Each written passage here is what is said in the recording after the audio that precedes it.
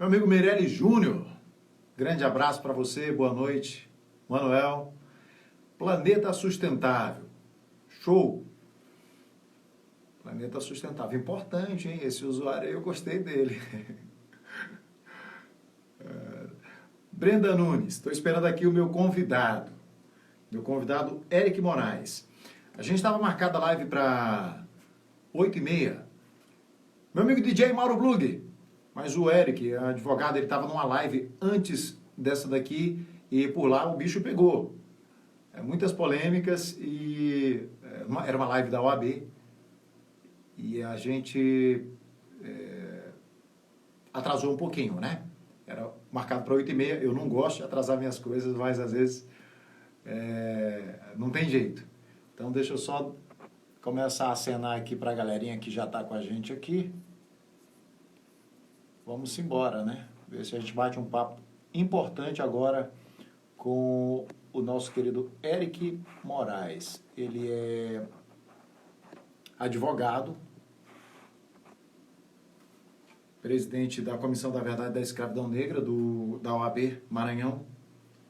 E a gente vai bater papo a respeito de alguns fatos que ganharam repercussão no mundo e no Brasil também, né? Algumas coisas que aconteceram no Brasil. E serei hoje um aprendiz, né? Esperar aqui o meu amigo Eric chamar na live. Deixa eu avisá-lo aqui que eu já estou ao vivo. Vai ser rapidinho hoje. Oi, Fran, seja bem-vinda. Tessa dos Santos Macedo, alô, Dilcilene também entrou com a gente aqui.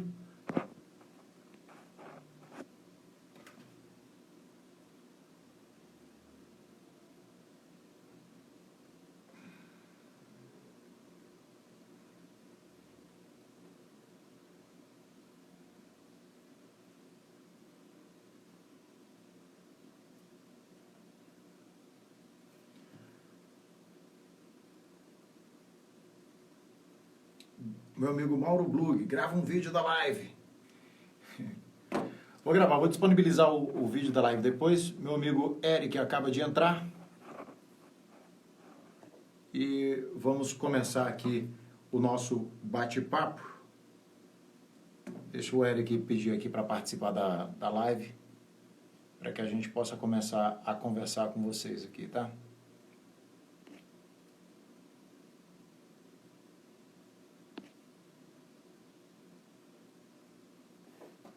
Meu amigo Eric, manda o convite aí para poder participar. Confecções Gisele, um abraço, valeu, obrigado.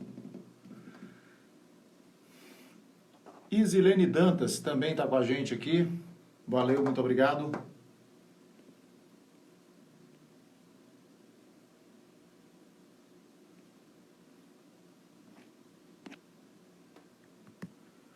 Doutor Eric, já está com a gente aí na live, falta só ele mandar o convite aqui para a gente começar a conversar. De Loiro entrou aqui também. Pessoal, boa noite para todo mundo que está chegando aí, né? A gente vai fazer uma live aqui, meu amigo Cláudio. Olha, muita gente me perguntando por que eu não estou apresentando o Brasil Gente esses dias, mas o Brasil Gente, na Band, às 16 horas, está em boas mãos com o meu amigo Cláudio Rocha. A gente deve voltar em alguns dias. Por enquanto a gente pegou alguns dias aí de folga, de férias. Meu querido Honorato Fernandes, que é vereador de São Luís, né? Meu querido Eric, vamos lá, manda o convite aí, Eric, para poder entrar ao vivo com a gente. Meu amigo Cláudio, um grande abraço para você, tá?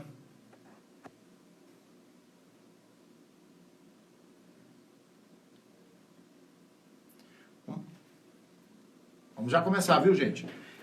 Eu separei aqui alguns temas, algumas coisas para a gente conversar com o nosso querido doutor Eric a respeito desses últimos fatos que a gente tem acompanhado aí nesses últimos dias. Acontecimentos que têm motivado alguns protestos no mundo e também no Brasil. Aliás, o pessoal estava marcando protesto aí para domingo e já vi algumas pessoas se manifestando contra, né? Porque em face da situação que nós estamos vivendo aí de pandemia, há um risco muito grande de contaminação alta, segundo os infectologistas, para os próximos dias. A gente está, inclusive, numa situação, eu diria assim, um pouco mais confortável aqui em São Luís. Inclusive, o relatório de ontem da Secretaria de Estado da Saúde mostrou apenas 35 novos casos na capital, ao passo que no resto do interior do estado está uma escalada aí no número de casos novos de coronavírus. Então, todo cuidado é pouco. É importante que a gente encontre, inclusive, maneiras de se manifestar com segurança, né? O pessoal parece assim que acabou a pandemia, inclusive manifestações com grandes aglomerações, não só não, colocando em risco a vida das pessoas. Eu tô aqui adicionando o meu amigo Eric, para poder a gente começar a conversar, né? Então, alô, meu amigo Eric, rapaz, saudade. Pô, que dificuldade, Israel. Me perdoa, tô morrendo de vergonha, querido. Me perdoa, Não, me não desculpa. esquente não, rapaz, você mora no meu coração. Os probleminhas técnicos aqui, mas a gente já está presente aí. Eu estou à disposição do amigo, muito honrado.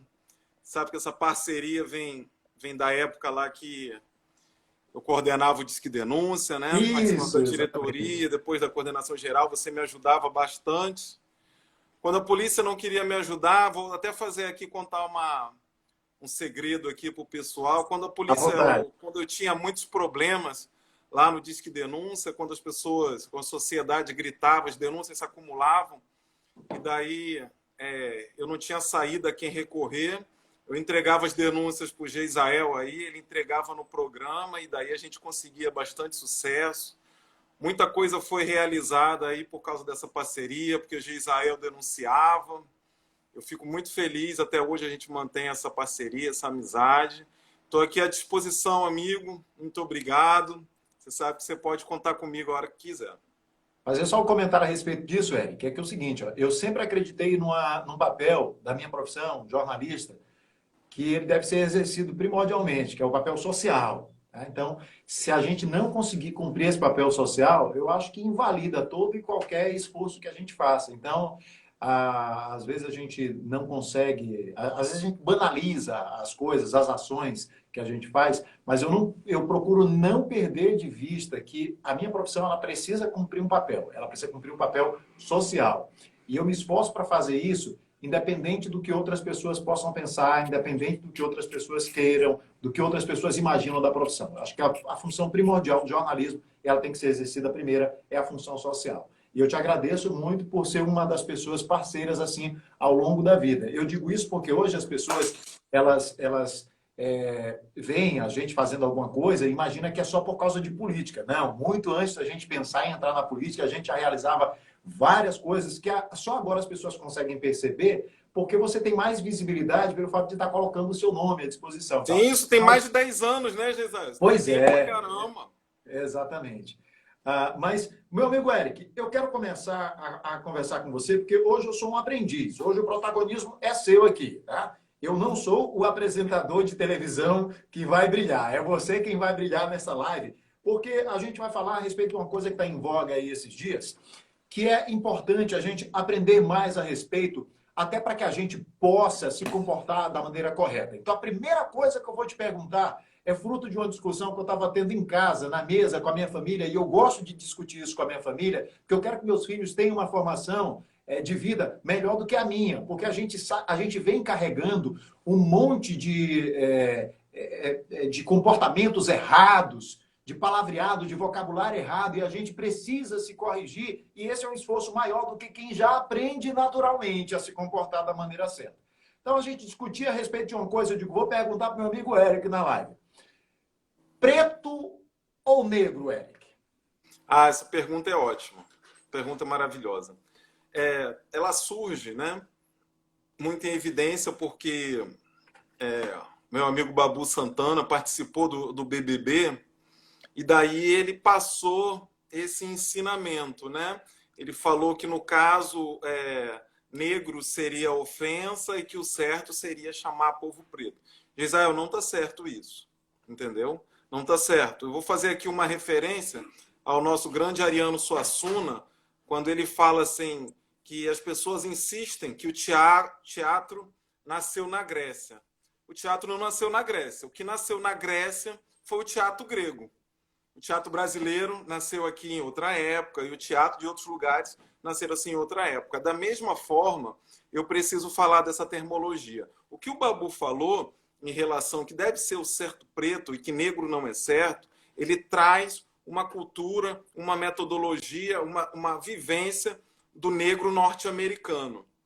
E isso não condiz com a nossa realidade. Realmente, lá nos Estados Unidos, você chamar alguém de negro ou negra, né? Como eles chamam, nigga, né? Se fala assim em inglês, é uma ofensa muito forte, capaz de dar cadeia lá e ser enquadrado no crime de racismo, injúria, causar danos raciais e ter uma tensão muito grande. Aqui no Brasil, Geisael, não tem problema nenhum. Pode chamar de preto, preta, negro ou negra. Aqui, essas palavras a gente usou para justamente empoderar a nossa qualidade e a nossa raça. Essas palavras, preto ou preto, negro ou negra, e daí eu cito vários exemplos para vocês. Essas palavras, principalmente durante um período muito grande no Brasil, ela era proibida. Quando eu dou um exemplo aqui, você que é da área de comunicação, o Raça Negra, um grupo de pagode, ou Cidade Negra, esses nomes foram colocados justamente porque no período da ditadura e um pouco antes disso, Estado Novo, essas épocas todas em que o Brasil vivia um racismo institucional muito grande, essas palavras eram proibidas. As pessoas não poderiam sequer gravar música ou colocar nome de banda ou fazer qualquer referência artística. Então, o preto e o negro, ou a preta e a negra brasileira, aproveitando desse momento de democracia que se instalou com a promulgação, principalmente, da Constituição Cidadã de 1988, utilizou dessas palavras para empoderar o povo negro, o povo preto. Então, essas palavras servem para a gente no Brasil como um empoderamento. Não tem problema nenhum chamar de negro, negra, preto ou preta. Isso, na verdade, é um elogio para a gente. Essas palavras empoderam a gente e mostram a nossa força, a nossa vontade, a nossa sobrevivência e a nossa resistência nesse país que é muito racista. Agora, Eric, e as variações disso? Vou dizer por quê. Veja bem, eu tenho muitos amigos pretos, negros, e eu sou muito carinhoso com todos os meus amigos, independente de cor, independente... Eu sou o tipo de cara que eu abraço, eu beijo, e não tem negócio de, porque homem não beija. Não, eu beijo meus amigos, eu abraço, eu pego na mão, eu sou sinestésico, eu gosto desse contato pessoal. Aliás, sofrendo com esse negócio de pandemia, porque não pode fazer isso, viu? E aí, eu chamo os meus amigos pretos e digo, e aí, vem cá, negão, e tal. E alguns têm até já um apelido assim mesmo. Tem um mecânico amigo meu que é o Neguinho. Quando é que essas variações, o preto, o pretinho, o negão, quando é que isso fica pejorativo? Exatamente. Isso daí cai na subjetividade da honra de cada pessoa, né, Geisael? Não tem nenhum problema, você falou, eu também sou chamado de Eric Negão. Eu estudei só em um colégio, eu cheguei em São Luís com 15 anos, eu sou um maranhense que foi criado no Rio de Janeiro, eu cheguei em São Luís com 15 anos e estudei só no Dom Bosco Renascença. Eu era o único negro, o único preto praticamente sempre das salas, né? Eu me lembro que quando chegou no terceiro ano, nós éramos 400 alunos, tinham só 4 negros. Então, obviamente, eu era só chamado de negão, negão, e assim sou pelos meus colegas de estado. A gente tem que entender, como você falou, e fica a critério da subjetividade. Você fala de uma maneira carinhosa. A partir de um momento em que eu estou em um momento de tensão, ou que a pessoa não tem qualquer tipo de intimidade, ou que ela quer criar uma desigualdade naquela relação que esteja acontecendo, e ela usar de maneira pejorativa essa palavra negro ou preto, e daí a pessoa se sentir ofendida, está aí caracterizado o crime, né? Está aí caracterizado ou a injúria ou o racismo, porque é justamente nesse momento fica um limite ali muito subjetivo, mas é quando a pessoa ela usa de uma maneira que não seja demonstrar carinho, ou quando ela não tenha nenhuma intimidade com uma pessoa. Uma pessoa que nunca me viu na vida, ou que não tem qualquer tipo de intimidade, ela não pode me chamar pela cor, porque nós negros e pretos, a gente não chama nenhum branco pela cor. Aliás, quando a gente chama alguém de branco, essa cria até uma celeuma, né? Parece que a gente está sendo radical ou que a gente está num tom pesado, mas isso é justamente quando a gente toca nesse ponto, Gisele. Vamos Tem que já ter falar. uma intimidade. Fique à vontade. Vamos falar a respeito dessa questão de injúria racial e racismo, que eu acho que é importantíssimo, e você, com o teu ponto de vista, inclusive, de advogado, mas principalmente de preto, para poder a gente falar a respeito disso. Mas eu queria que a gente entrasse no outro assunto já rapidinho aqui. Ó. Eu separei alguns dos muitos casos. Mais famoso, Marielle Franco. Eu não vou aqui dar detalhes, porque senão a live vai ficar muito longa. Mas alguns nomes que eu vou falar, talvez as pessoas que estejam assistindo não saibam, elas podem procurar no Google que elas vão encontrar a história de cada um. E peço desculpa às pessoas porque eu desativei os comentários para dar mais visibilidade para você, porque os comentários ficam exatamente na tua imagem aqui. Tá legal? Então peço desculpa às pessoas porque eu desativei. Mas fica à vontade, você pode habilitar, não tem problema por mim não, Gisele. Tá, mas daqui a pouco eu habilito para que as pessoas possam mandar alguma questão, alguma coisa. Tudo bem. Marielle Franco, Agatha Félix, caso do menino João Pedro, esse já mais recente, né? George Floyd nos Estados Unidos, e agora teve mais um caso do garotinho em Recife, né? Então vamos lá, são alguns casos que envolvem pessoas negras. E a gente teve agora o caso do George Floyd, que desencadeou assim parece um gatilho, é como se fosse uma gota d'água, né? Eu não vou nem discutir o caso, assim, por que ele foi preso. Não, não é isso que está em questão aqui e não faz parte da nossa discussão nesta live. Mas são casos que geraram protestos e despertaram, inclusive em outras pessoas brancas, caucasianas, até um comportamento de proteção e de se juntar à causa do movimento negro no mundo, gerando inclusive uma imagem fantástica de brancos fazendo um cordão de isolamento, para que os negros pudessem fazer o seu protesto sem que fossem repelidos pela polícia e tal. Então, eu queria que a gente entrasse nesse tema, desses protestos no mundo, mas vamos lá, para pontuar.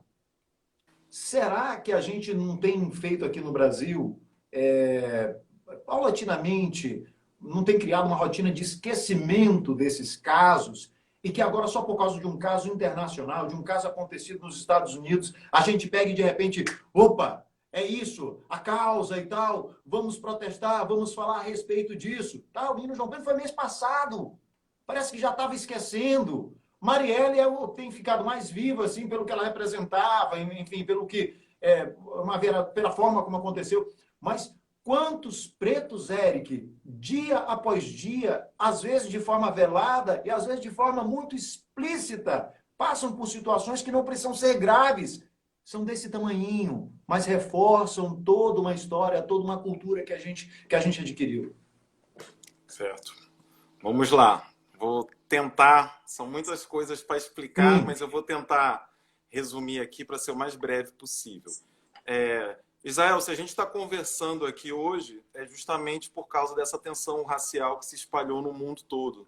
Essa semana tem sido bastante puxada para mim, eu tenho sido procurado por bastantes órgãos, bastantes autoridades, justamente por causa disso que você falou. O gatilho que aconteceu em relação ao caso do Floyd nos Estados Unidos.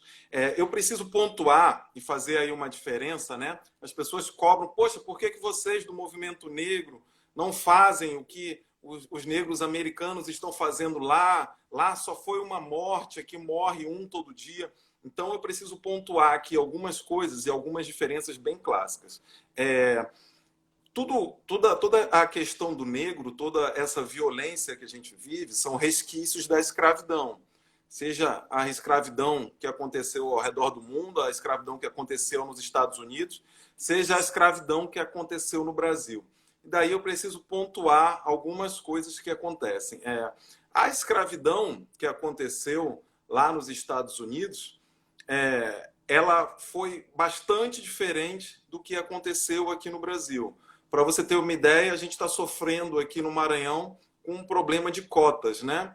Em relação a estar acontecendo fraudes. Na escravidão americana, lá o negro ele poderia estudar. A partir do momento que ele chegou lá, foram construídos, perante o período escravocrata nos Estados Unidos, tinha universidade só para negros, tinha escolas só para negros, havia creches só para negros, escola de música só para negros. Enquanto aqui no Brasil, os negros eram impedidos, por leis da época, de estudar. Essas leis perduraram quase 400 anos, onde o negro não poderia estudar de maneira alguma, porque era proibido por lei. E quando a gente fala de Estados Unidos, aí a gente tem um estudo que prova que existe aqui, Geisel, uma diferença de praticamente 65 anos em relação aos direitos conquistados nos Estados Unidos e os direitos conquistados aqui no Brasil. Ou seja, lá nos Estados Unidos, já tem cota racial, e daí eu preciso pontuar que a cota racial aqui no Brasil é só para as universidades públicas, e lá nos Estados Unidos as cotas raciais são para as universidades públicas e obrigadas e pagas pelos estados nas universidades privadas. Harvard tem cota desde a década de 60. E aqui no Brasil, a gente só conseguiu instituir as cotas através da Lei 12.711, de 2012. Essa lei ainda vai completar 8 anos. Então, só em relação às cotas, a gente tem aí uma diferença enorme. A gente vê diversos candidatos negros que desde a década de 60, desde a década de 70, quando eclodiu nos Estados Unidos, através de Martin Luther King, de Malcolm X, a luta pelo afro-americano, pelos direitos civis, que pararam os Estados Unidos e agora estão parando de novo, esses direitos foram conquistados há 50, 60 anos atrás. A polícia americana, e daí também a gente precisa pontuar o porquê dessa diferença, a polícia americana não é uma polícia militarizada. A polícia americana ela é uma polícia que não usa bota, ela usa sapatos. A polícia daqui do Brasil, e daí eu preciso informar para todos que estão aqui assistindo a gente, a polícia militar brasileira, de todos os estados, ela foi criada para combater a revolução do Haiti. O medo dos brasileiros, e por isso a polícia militar foi criada, ela foi criada para combater a revolução que aconteceu no Haiti, quando os negros tomaram o poder e mataram praticamente todos os brancos que existiam no Haiti. Então, o medo da elite brasileira na época era justamente esse. Então, por isso, na época, criaram uma polícia militar em todos os estados, que foi criada com o objetivo, Geisel, de exterminar e de matar negros. Eu preciso lembrar aqui que um ano após a assinatura da Lei Áurea, ou seja, em 1890, 2 anos, mas quase 2 anos, porque não chegou a bater a época, foi criada a Lei dos Vadios e Capoeiras. Ou seja, todas aquelas pessoas que estavam na rua, ou praticando capoeira, ou que estavam vadios na rua, iriam ser presas. E daí a gente começa um genocídio negro, um encarceramento em massa da população negra. Essas populações foram criadas mediante a violência. E daí eu venho para o que você está falando agora. Aconteceu uma naturalização da violência contra o negro. Isso a gente vem carregando há muito tempo. Você vê que, quando a gente fala do crime de homicídio, que aconteceu ontem com o Miguel, em Recife, em uma área nobre, cometido pela Sara Cortez Real, é bom a gente falar o nome dela, porque não foi divulgado, mas se fosse ao contrário, se fosse uma empregada negra que tivesse matado uma criança branca, com certeza o rosto e o nome estaria sendo em todas as vezes. A gente precisa racializar essa questão. E isso é tocado em toda a imprensa. A gente precisa racializar essa questão. Aquilo ali, peraí, que é minha. Aquele caso, eu não sei se vocês estão me ouvindo, mas a imagem travou aqui. Estão ouvindo? A gente está ouvindo. Travou aqui. Aquele caso que Aí, voltou. aconteceu ontem em Recife, a gente precisa racializar, porque aquilo ali é um crime de racismo. Uma criança negra, Geisel, no Brasil, até 20 anos atrás, ela era uma ameaça. Quando ela era adolescente, quando ela completava 10, 11 anos, aquele ali era o futuro pivete. Aquele ali era a pessoa que poderia assaltar a gente na rua e que não iria acontecer nada. Só que como o racismo ele é um exercício tecnológico de poder, principalmente usado pelas elites brasileiras, Hoje em dia, uma criança de 5 anos, e isso ficou demonstrado ontem, uma criança de 5 anos, preta, ela é uma ameaça. Ela não tem que estar convivendo ali naquele mesmo espaço. Aquele espaço não é dela. O racismo é justamente isso. O racismo é criar desigualdades para dizer onde o preto tem que estar e onde o preto não tem que estar. E a patroa daquela empregada negra, e daí eu preciso pontuar que quando acabou a escravidão, ela acabou para o homem negro que foi colocado para fora na rua. Para a mulher negra, ela não acabou. Foi quando inventaram o quarto de empregada. Porque a mulher branca e nem o homem branco sabiam fazer qualquer serviço doméstico. E é assim ainda hoje perante a classe média alta brasileira, é assim perante a elite brasileira, tendo em vista que mais de 90% das nossas empregadas são negras. Então você vê que tudo isso é uns resquícios, porque o Brasil não fez a reparação da escravidão, porque o Brasil não combate a igualdade social, racial. Então, o caso que aconteceu ontem é muito emblemático, choca muito, deixa a gente muito triste. Quem é negro ontem foi dormir muito revoltado, muito triste. A pessoa paga 20 mil reais e sai da delegacia. Aquilo jamais aconteceria se fosse uma empregada negra que tivesse matado uma criança branca. O entendimento jurídico, e daí a gente precisa falar que o racismo, Gisrael, meu amigo, ele atua em diversas áreas. Ele é institucional, ele é recreativo, ele é ambiental. Ontem aconteceu um racismo institucional. O entendimento da polícia sobre aquele tipo de crime é um entendimento branco. É um entendimento que foi feito para cuidar das pessoas brancas, que foi feito para cuidar das pessoas ricas, para que quando elas cometam esse tipo de crime, elas não sejam presas. Coisa que não acontece com o povo preto. Um negro que seja pego com um baseado na rua, ele está preso, ele vai passar meses preso, anos preso. E se isso acontecer com uma pessoa branca, que vai estar em um lugar mais rico, né? Um lugar mais acessível à sociedade, talvez a polícia nem sequer levasse essa pessoa para a delegacia. O tratamento em relação ao preto e ao branco, e daí eu falo da minha área, trazendo para o direito, existe, meu amigo Israel, uma lei no Brasil para os brancos, que é a lei que é a promulgada, que é a lei oficial, e existe uma lei para os negros, onde vale tudo. E isso Nessa questão é o de que lei, a gente tem que combater. Nessa questão de lei, vamos lá.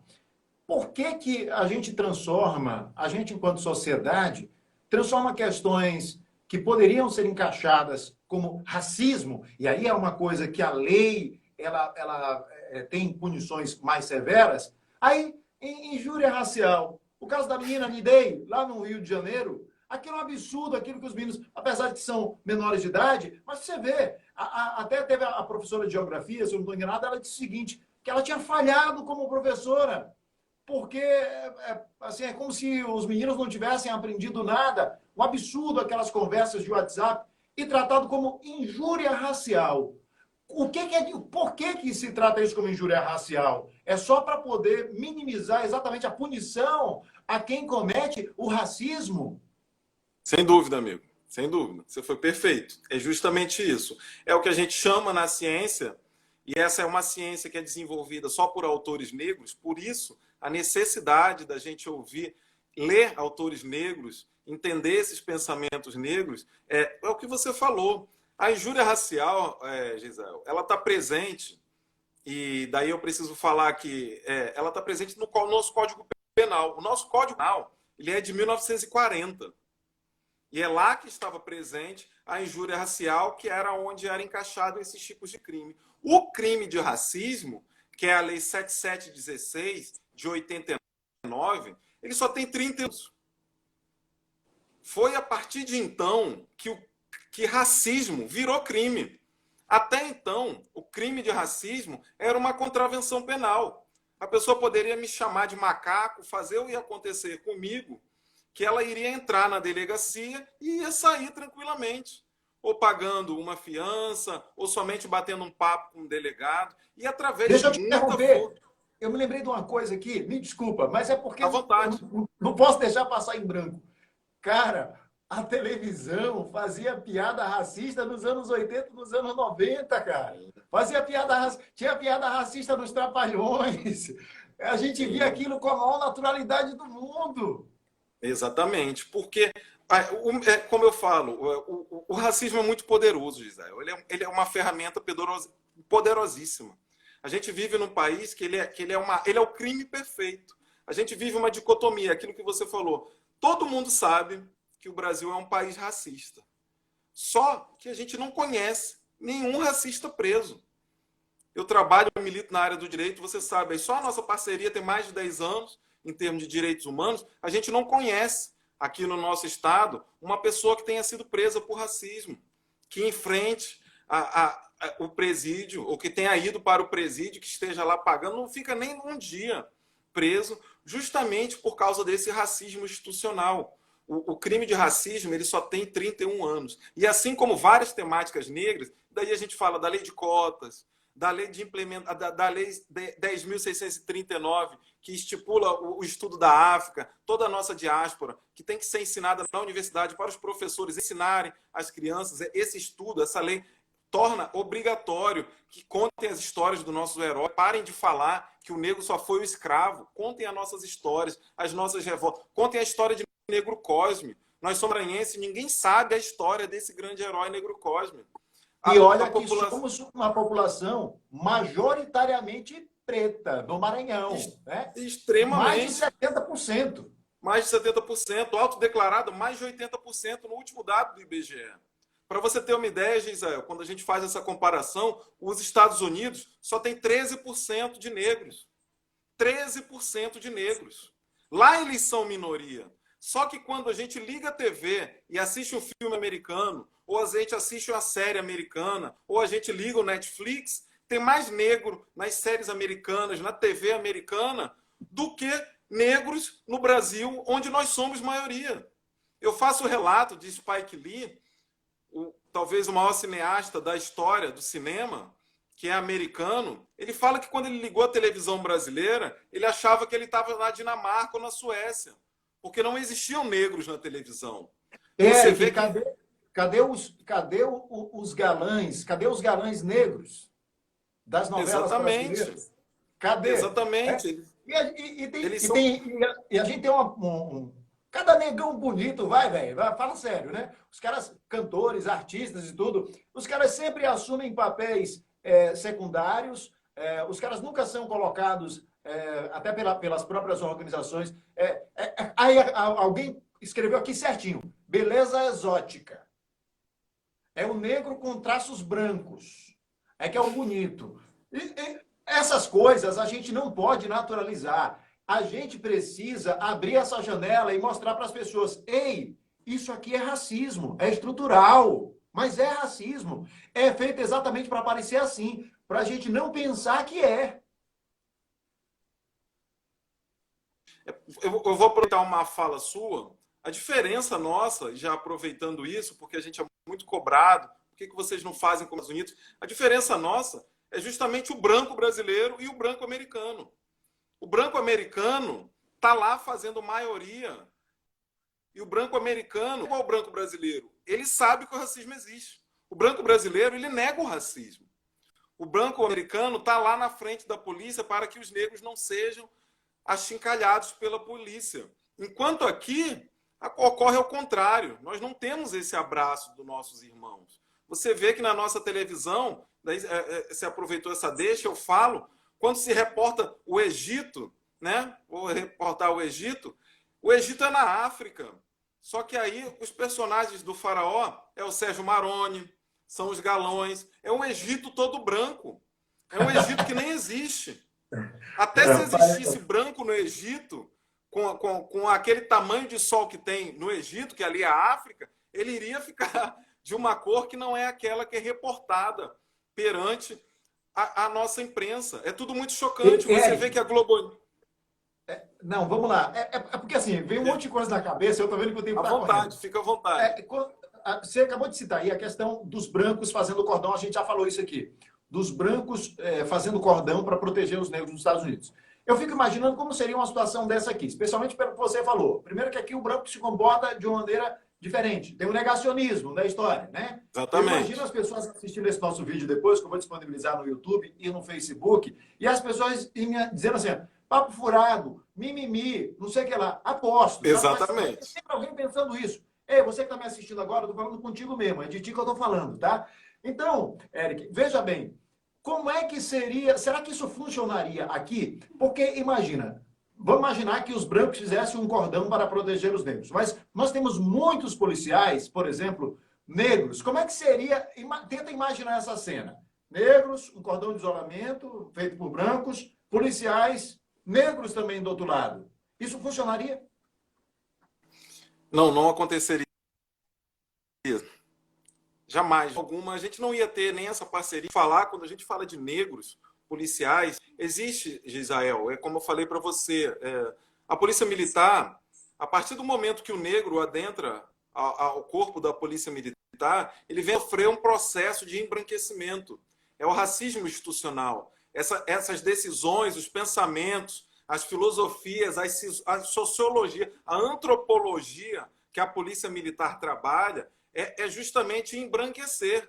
Por mais que ele seja um policial negro, ele ali já foi embranquecido com todas aquelas teorias, com todas aquelas vivências. Ele, por mais que seja criado na comunidade, ou tenha saído da comunidade, ele vai ser o primeiro, quando tiver uma blitz ou qualquer coisa, em qualquer bairro pobre, em qualquer lugar em que o negro é a maioria, ele vai ser talvez o mais violento, mais agressivo com o povo dele. É uma total falta, e daí eu falo de outros irmãos nossos negros, é uma total falta de consciência de classe. O negro aqui, consciência negra. É tão grande. Vamos lá, aproveitar esse... Desculpa eu te interromper, é porque eu quero te aproveitar. À vontade, porque senão eu fico falando mesmo. Consciência negra, movimento negro.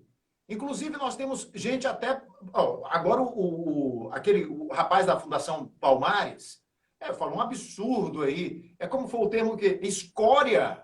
Ele conhece, e vem de um negro. Você falando aí de processo de embranquecimento, eu imagino que seja algo nível psicológico e tal, não sei o que lá, de comportamental. Tal. O cara falou de escória, pô, quem milita pelo movimento negro. E aí, eu quero logo avisar aqui que na terça-feira eu tenho uma live com um policial militar que é escritor. Nós vamos falar a respeito de fascismo, vamos falar a respeito de comportamento da polícia, de alguns comportamentos também. É um cara extremamente inteligente, sou fã dele, é o Geanderson Mafra. Vou trazê-lo para a gente também fazer um bate-papo aqui legal, porque eu acho importante a gente aproveitar esses momentos, Eric, de aprendizado, sabe? Eu tenho tentado me desmontar ao longo da minha vida de conceitos equivocados que nós construímos naturalmente. E repito, não quero que meus filhos levem isso adiante. E por isso mesmo eu procuro aprender e procuro passar para ele. Por isso esse nosso papo aqui.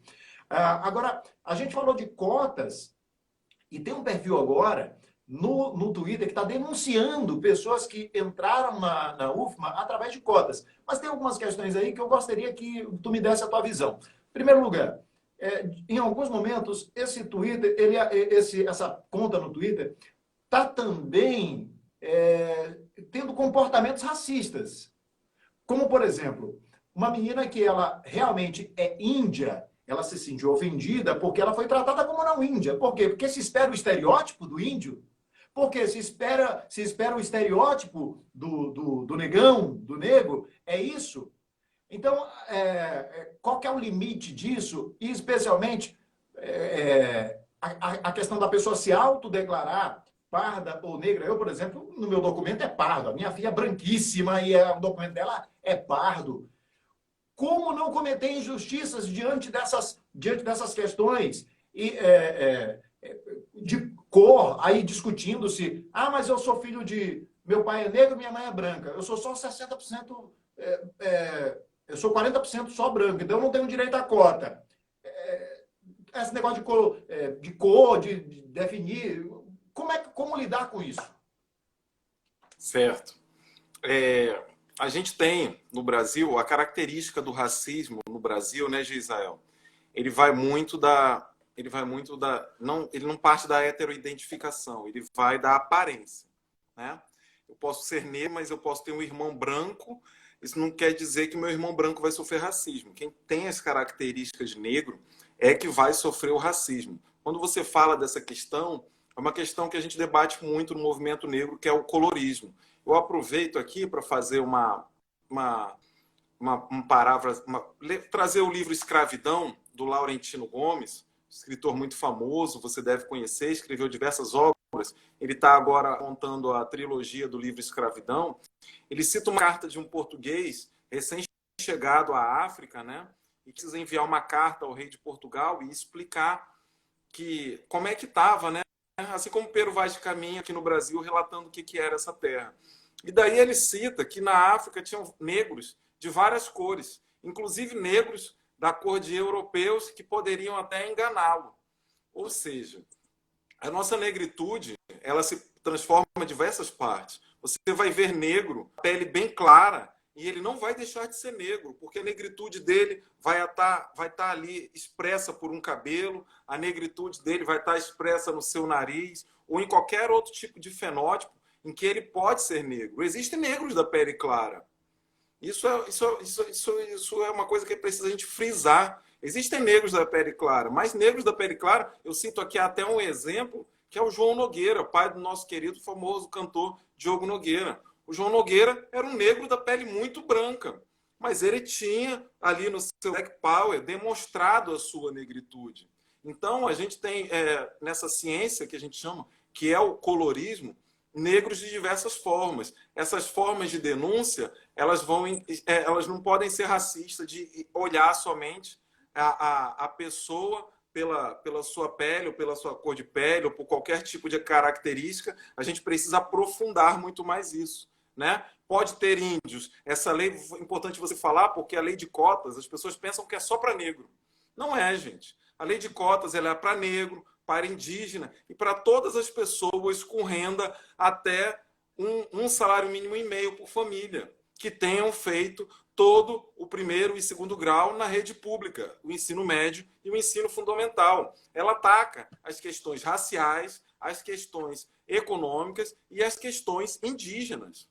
Então, a gente vai ter muito problema perante isso. E o maior culpado disso tudo é justamente as universidades. Aqui no caso que a gente fala, a UFMA e o EMA. Porque o que acontece? A gente vê que não existem comissões fixas, ou seja, em alguns lugares bastava uma autodeclaração, se declarando negro ou pardo, e daí aquilo que era para favorecer o povo negro acaba se transformando numa coisa, a criar mais um problema para a gente. Já não bastasse todo esse racismo e todas as coisas que acontecem com o negro no Brasil, no nosso cotidiano, a gente tem esses problemas, porque a lei de cotas, que é uma coisa que era para beneficiar, quando cai no descrédito, porque as pessoas não conhecem a lei e falam o que querem da lei, acham que aquilo ali é um racismo, né? Eles falam que é um racismo. O negro não precisa, porque ele tem capacidade. Gente, não é isso. É que durante esse país, e daqui eu preciso contar para você, eu vou contar para você a história de um grande personagem negro, é o patrono da abolição e herói brasileiro por lei federal, que é o Luiz Gama. Luiz Gama é o maior exemplo disso. Luiz Gama, Gisrael, ele foi proibido de cursar o curso de Direito porque leis da época proibiam o negro de frequentar a universidade. Só que Luiz Gama, assim como nossos quilombolas, resistem.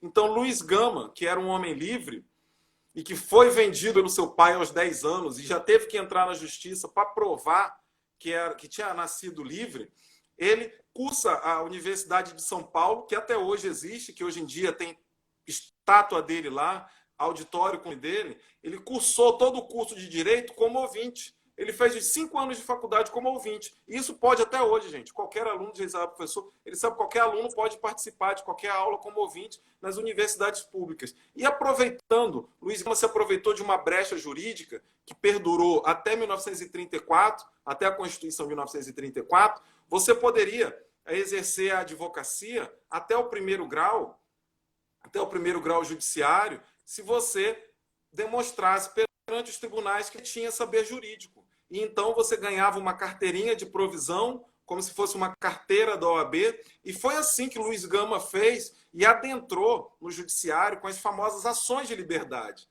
Luiz Gama morreu antes de ter sido promulgada a Lei Áurea, mas Luiz Gama adentrou adentrou tribunais brasileiros e conseguiu a liberdade de mais de 1.000 escravos. Aí vocês vão me falar, poxa, Érico, como é que Luiz Gama conseguiu a liberdade desses escravos se a gente estava em plena escravidão? Eu preciso...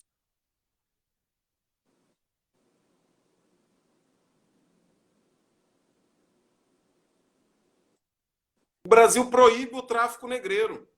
Só que o Brasil proíbe o tráfico negreiro, e daí a gente ganha a expressão lei para inglês ver, foi por causa dessas duas leis. Porque o Brasil proíbe o tráfico negreiro em 1830, proíbe o tráfico negreiro em 1850, só que os negros continuavam adentrando o país. Ora, se eles continuavam adentrando o país, se a partir de 1830 e 1831 você encontra aqui no Brasil um negro falando africano, que não sabe falar português, recém-chegado da África, esse negro está ilegal. Então, Luiz Gama, ele exercia a advocacia pro bono, ele colocava anúncios nos jornais justamente para que esses negros pudessem se socorrer a ele, e ele adentrava no judiciário e ganhava nas famosas ações de liberdade, e assim ele virou um herói brasileiro, o maior advogado da história do Brasil, que é Luiz Gama, que enfrentou e ganhou judicialmente, provando que a escravidão para muitos negros daquela época já era ilegal, e hoje em dia ele é o patrono da abolição e o maior advogado da história desse país. Meu amigo Eric, eu quero te agradecer e vou deixar uma última questão para você responder. Vamos lá. Como é que o branco pode ajudar na luta do preto sem se comportar de forma, mais uma vez, ainda tentando ajudar, propagando um comportamento racista, que muitas vezes a gente não sabe. Vamos lá, aprendendo, vivendo e aprendendo. Sem se comportar como o white savior, o salvador branco. Como é que a gente pode ajudar nessa luta sem roubar o protagonismo do negro? É muito importante a gente ver esse movimento negro. Quando morreu um negro nos Estados Unidos em 2014, o meu xará Eric Garner, também morto por um policial, o movimento negro criou uma fase Vidas Negras Importam. E daí, Geisrael, como tudo que é nosso, o racismo toma conta, ele se apropria. E daí, brancos criaram a fala racista, todas as vidas importam. Gente, essa fala é racista. Existe uma diferença muito grande, porque se todas as vidas importassem, quando a polícia entrasse numa comunidade, e moram muitos brancos em favelas, em comunidades, em invasões, a bala ia matar uma criança branca também. Mas não é só a vida do branco, não é a vida do negro que importa. São a vida dos brancos. Então a gente precisa ratificar, conscientizar as pessoas que as vidas negras importam. Como você falou no início, para que a gente possa, quando morrer um negro brasileiro, fazer aquilo que acontece nos Estados Unidos. Agora, falar como o branco pode entrar na luta antirracista é muito simples, Israel. E daí eu deixo aqui a dica do livro da professora e a mestre de Jamila Ribeiro, que se chama Lugar de Fala. O branco, ele tem que saber qual o lugar de fala dele na luta antirracista. O branco, ele pode acampar comigo uma luta antirracista, ele pode lutar, ele pode escrever no Twitter dele, nas redes sociais dele, vidas negras importam. Agora, ele não pode falar para a gente como a gente deve combater o racismo, ou o que é o racismo. Ele não precisa para a gente. Ele não sabe o que é isso. Eu, como homem, eu posso acampar, eu posso ajudar as mulheres na luta feminina, mas eu nunca posso falar para uma mulher como que deve ser a luta delas, porque eu não sou mulher. Eu sei o que uma mulher sofre.